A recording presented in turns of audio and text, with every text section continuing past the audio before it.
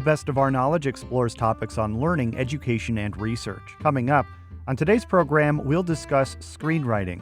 Award-winning screenwriter Jacob Krueger teaches students how they can become better writers and travels to share his knowledge with writers of all sorts. We'll speak about beginning a writing career, avoiding writer's block, and adapting books for TV or film. I'm Lucas Willard, host of The Best of Our Knowledge.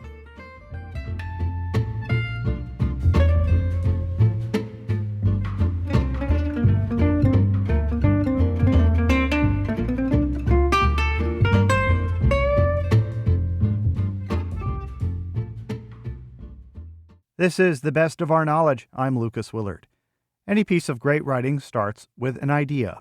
Our guest is Jacob Krueger, an award-winning screenwriter who teaches wannabe writers how to develop their ideas, whether it be an original or an adaptation of a book, comic book, or play to the small or silver screen. I spoke with Jacob about his work, writing, and the hunger in Hollywood for adapted works. The majority of the stuff coming out of Hollywood right now, both in television and features, is an adaptation of something. These trends are always cyclical and things always change. But I think one of the reasons that producers are interested in that kind of content is that you have a built-in audience sometimes, but if nothing else, you have built-in material that they already know works. And that creates a feeling of mitigation of risk, a certain level of safety in doing something that's scary, which is, investing a tremendous amount of time and money into a project. Now, when you're working with students on learning how to write screenplays, is there a clear distinction in the process when writing a screenplay based on a book or a comic book versus coming up with an original idea? That is such a great question. So the way we teach it, I actually think that every act of writing is an act of adaptation because we're always, they say writing is rewriting. We're always revising, right? So, even when you work on a brand new original idea, you're adapting something. You might be adapting your dream. You might be adapting a line of dialogue that came to you into a script. You might be adapting an experience that you had in your real life and either telling it in a naturalistic way or even telling it through metaphor. So we're always adapting. The difference is when you're working with an original idea, you have to learn how to go inside and find that original source material. Like you can think of it, to use a metaphor, as like you have to create the clay before you start to shape it. And that's part of my joy of being a teacher is teaching students how to find that clay that's really theirs, right? That really reflects their voice and their passions and what they want to say. When you are working on a work of adaptation, whether it's a comic book or a newspaper article or an NPR piece or a novel or a memoir, the raw material is all already generated for you. And so you're working on adapting something that already exists in the world. So that creates a slightly different challenge because you have to figure out where does this piece intersect with the themes and the questions and the voice that drives you as an artist. And so there's for me, a really fascinating process of figuring out, okay, like this is, let's say you're adapting a novel, right? You might have 300 or 500 pages that you have to adapt into, say, a 90-page screenplay or a 22-page TV comedy, right? And so what you're really looking for is like, what is the part that represents the whole for you, right? And where's the heart of this piece? I can go further if you want some examples. Well, I guess so. I mean, I want to know what you consider to be a very successful, even if it's not necessarily a commercially successful adaptation that you've seen, Sure. versus something that maybe didn't fly so well. Yeah. So let me give you a couple of examples. There was a beautiful, beautiful adaptation a few years ago of a book called Let the Right One In. And I'm not talking about the American version. I'm talking about the original version. The American version is a weaker adaptation of that script. But you have a giant book that basically follows the birth to death story of a 13-year-old vampire. And the writer made such a brilliant choice. What they did was instead of telling the whole story like a biopic, right, which would have required more pages than you have, they choose this little tiny slice of the story where they're looking at the period where the human being who's been taking care of her for the last many decades is getting old, and he's no longer able to provide for her. And she is grooming a new 13-year-old boy to care for her. And out of that, they build this beautiful, beautiful love story. But they're not telling you the whole novel. They're telling you this little slice of the novel that represents the whole. Another example of this, my friend Jim Hart wrote a movie called Bram Stoker's Dracula, right? Absolutely gorgeous film. And, he's adapting a brilliant horror novel by Bram Stoker. But he makes the choice that for him, the story is not about the horror. The story is a love story, right? And so he creates a different frame at the beginning that doesn't exist in the novel, right, where Dracula is a crusader, right? He's serving the church that he believes in, and he goes to war, and his wife thinks he's dead, and she commits suicide.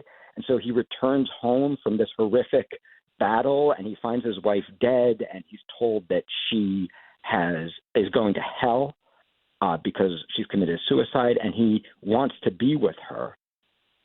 So he tries to condemn himself to hell by killing all the priests and drinking their blood, and instead he's transformed into Dracula, this creature of evil. And generations later, he discovers that his wife has been reincarnated, and he goes on this journey to try to reconnect with her. And he's using the plot of Dracula, but he is adapting it to his own theme, and he ends up writing something that's, I think, even more beautiful than the novel.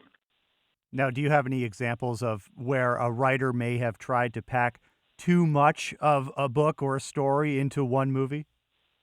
Absolutely. So, and this was actually a very successful series of movies. But if you remember the third installment of The Lord of the Rings, you may remember that at the end, you have this beautiful image of them on this river of fire. They destroyed the ring. And then there's scene after scene after scene that almost feel like curtain calls, right? And it's not really clear what's happening. There's not a lot of drama happening, right? But you just kind of get scene after scene after scene, these little homages to the scenes in the script. And here's what's really going on there. So Lord of the Rings, the structure of that series is really fascinating because it actually ends, which would traditionally be the ending, happens halfway through the final novel, right? So you would normally expect the Ring of Power to be destroyed at the end of the novel, but in Lord of the Rings, in the books, it's destroyed halfway through that final book. And the reason about that is again, theme, right? So there's a theme. Obviously, Lord of the Rings is about war and World War I and all that kind of stuff, but there's a theme underneath that that's really dictating the structure, which is this theme of addiction, right? And that starts all the way in The Hobbit. Bilbo Baggins and then Frodo Baggins, they are both addicted to the ring. They want to place it on their finger, even though it draws the Dark Lord closer and it makes them invisible, right? And in fact, at the climax of Lord of the Rings, it actually takes an even bigger addict, right? It takes Gollum to bite the finger off of Frodo's hand for him to part with the ring. And so there's this really beautiful, complicated theme of addiction. And the reason that the book ends halfway through, the ring is destroyed halfway through the book, is that now that the ring is gone, the age of magic is ending and the age of man is beginning. In other words, to use the terms of the theme, Frodo's got to go back to his home without the escape of magic and the ring, right? He has to go back home without the addiction to shield him. And he has to deal with the fact that people can suck and your neighbors can hurt you, right? And there's interpersonal relationships, and some people can't handle it. For example, Bilbo decides to leave with all the magical creatures, right? He can't deal with the age of man, the age past addiction, right? So there's this really powerful theme that's woven through the book. And so really you could end that adaptation because you're on a different theme. You could end that adaptation at the moment that Gollum bites his finger off and the ring is destroyed, right? And the world is saved.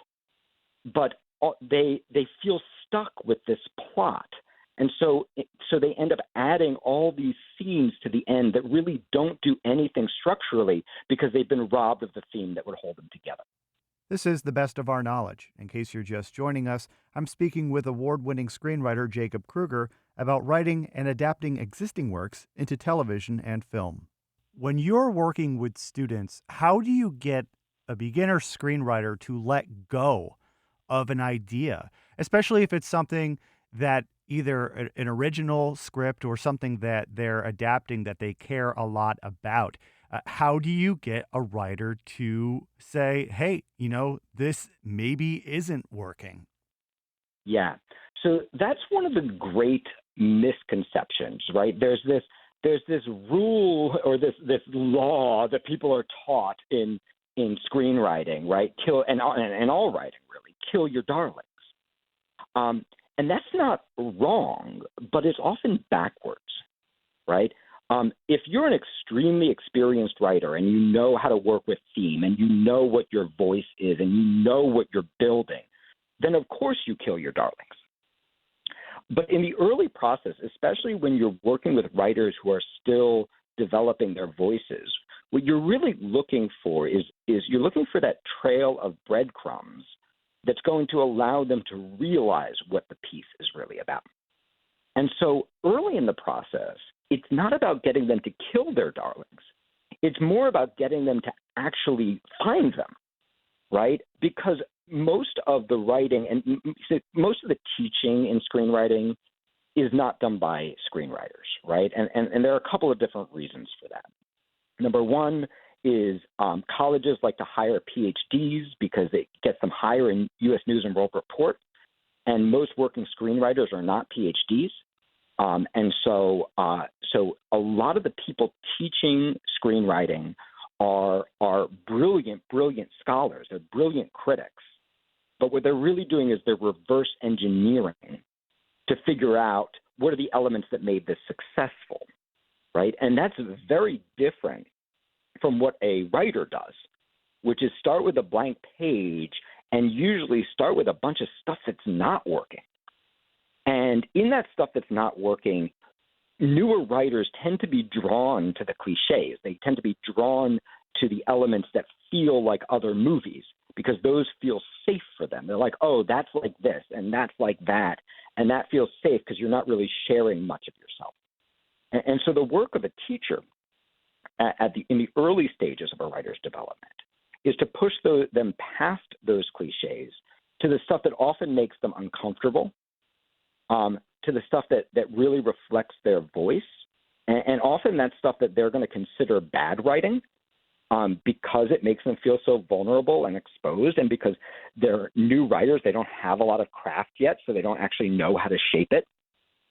But you're really looking for those trails of breadcrumbs where the writer is connected. And that's usually about three things. Number one, have they actually seen it, right? So you're looking for images that they've seen with specificity. And by that, I mean, in the world, nothing is normal. Everything is weird. Everything is specific. And so have they recorded the image in a way that they've really seen it, or are they really just seeing the idea of it, in which case you have to teach them to build their visual acuity. You do the same thing with their auditory acuity, right? Say the character says hello by saying hello.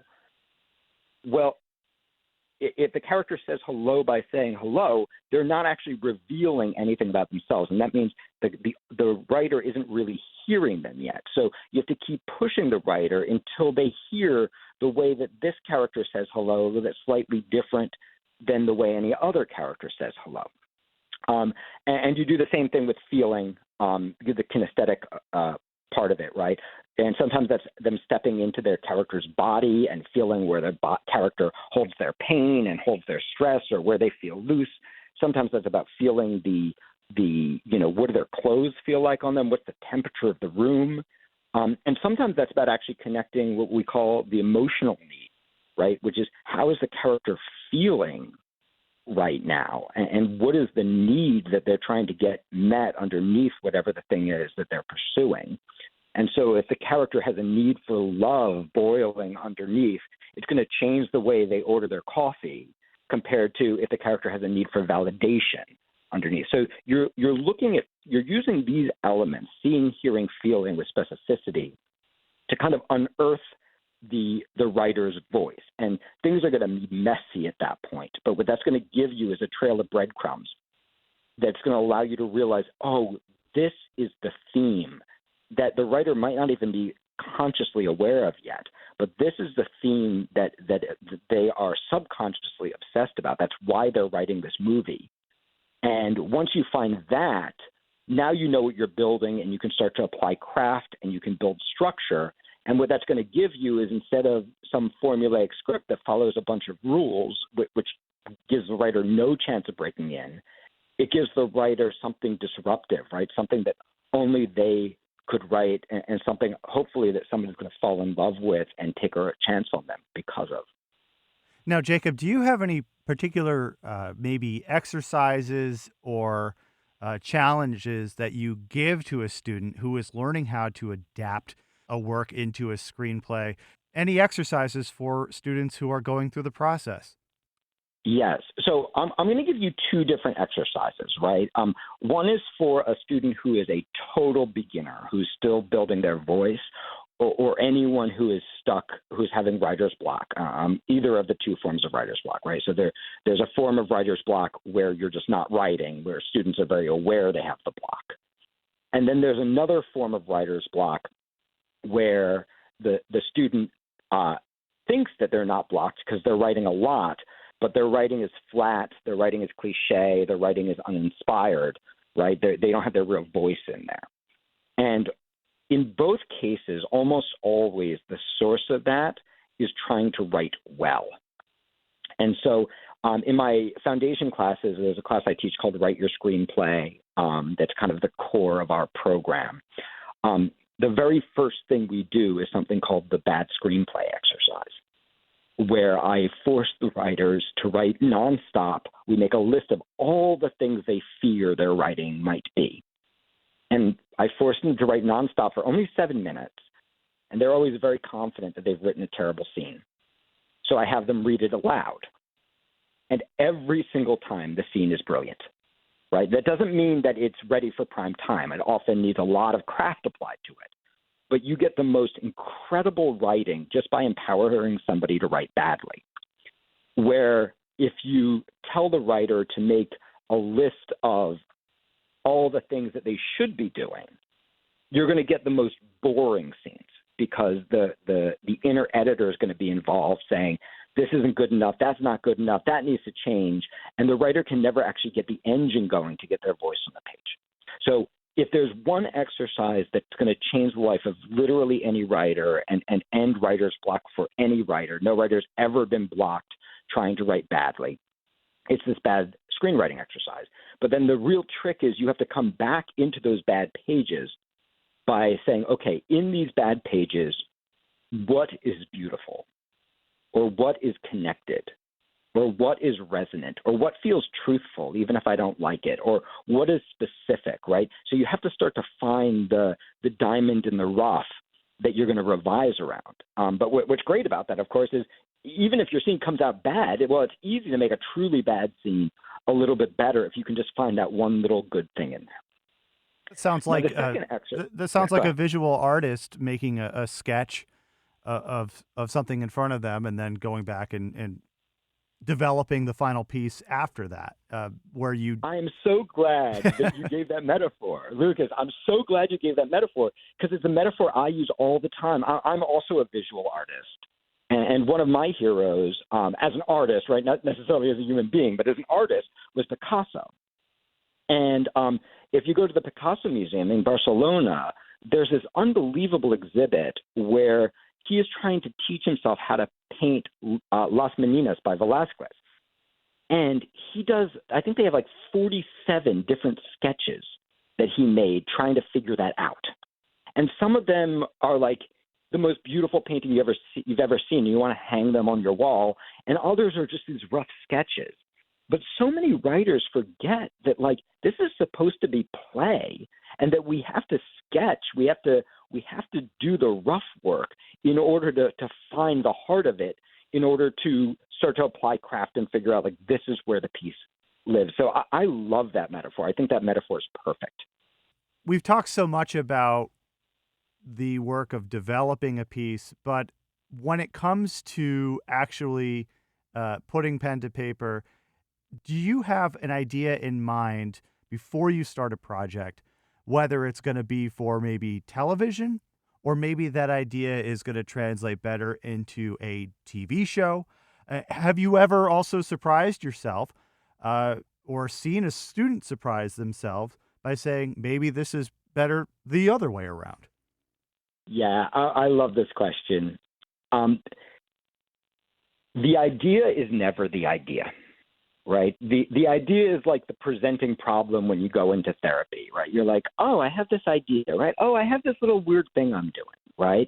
And then in the process of writing, it's just like therapy, you know, after a couple months, you're like, oh, it's really about this. And then a couple months more and you're like, oh my God, it's about my mother, right? We think we have an idea and we need to have an idea. Because if we don't have any idea, it's just too hard to get ourselves motivated. But what you learn very quickly is that ideas are a dime a dozen, and that literally any idea, I don't care how terrible it is, can turn into an incredible movie, right? So like Lars and the Real Girl is an example I always love to use, right? A guy falls in love with a sex doll. The whole town accepts her, and she changes his and everybody else's life, right? Seems like an even worse version of Mannequin on its surface, but it turned into one of the most beautiful movies ever made that launched Ryan Gosling's career, right? So it really doesn't matter what the idea the writer's coming with, right? And sometimes the idea is not even that formed. It might just be an image. It might be a dream. It might be a line. It might be a character they're obsessed with. It might be a person from their past. It can literally be anything. As you follow the idea will teach you what it wants to be. And really the only way to get in the way of that is to take other people's advice, which is why writers have to be so careful about who they study with. You want to study with writers, and you want to study with writers who are better than you, and you want to be studying with writers who don't tell you what to do, but rather point you into finding those things yourself. And so, you know, when you get feedback, if the person is telling you, do this, I have this idea, that feedback is built on their themes, their subconscious themes. And that's why often you'll be in a writer's group and you leave and you're like, oh my God, everybody's smarter than me and I don't know what I'm writing anymore, because you just got hit with 8 different themes by 8 different writers and all these different ideas without the framework of going, this is what I'm building.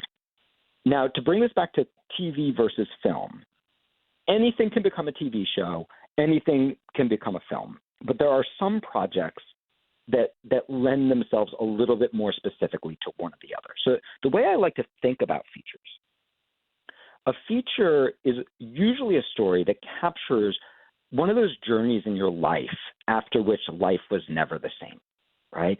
So it's like, I went through all this crazy stuff and then I made this choice. And after that, I was not the same person. My life was completely different, right? Most movies are built to capture those giant A to Z changes They literally shift forever the trajectory of our lives. Television, the pilot usually does that, but shows exist to kind of capture the patterns that we struggle to escape from. So if you think of a show like Breaking Bad, right? In the pilot, Walter White is going to go through this A to Z change from being a mild-mannered high school science teacher who can't even stand up to his boss at his second job at a laundromat to becoming a crystal meth dealing killer, right? He's going to do all that in just the pilot. But in each episode after that, he's really just going to find himself caught in the same pattern where he breaks a little bit more bad and a little bit more bad or a little bit more bad, right? So you know it's television when you're interested in, like, what are the patterns that we can't break out of? And you know it's features when you're more interested in those moments of change after which the trajectory of our lives are going to be forever different.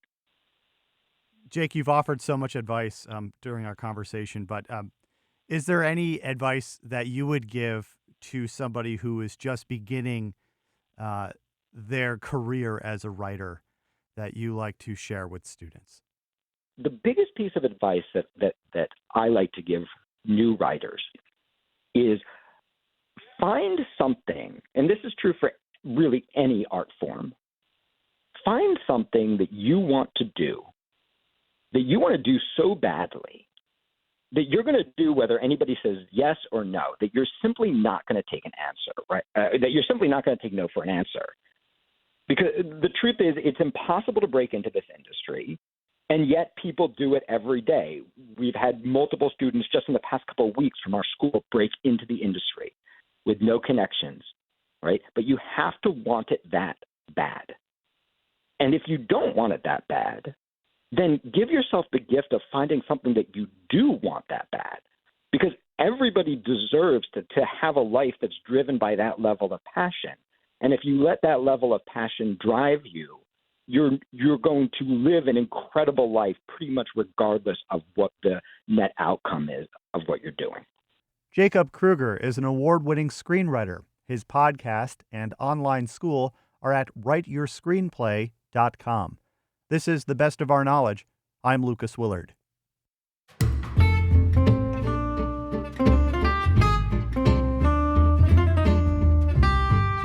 This has been The Best of Our Knowledge, episode 1781. The Best of Our Knowledge is a national production of WAMC Northeast Public Radio. Thanks to associate producer Madeline Reynolds. The latest on all National Productions programs is available via the Airwaves newsletter and our flagship station's website, WAMC.org. Until next time, I'm Lucas Willard.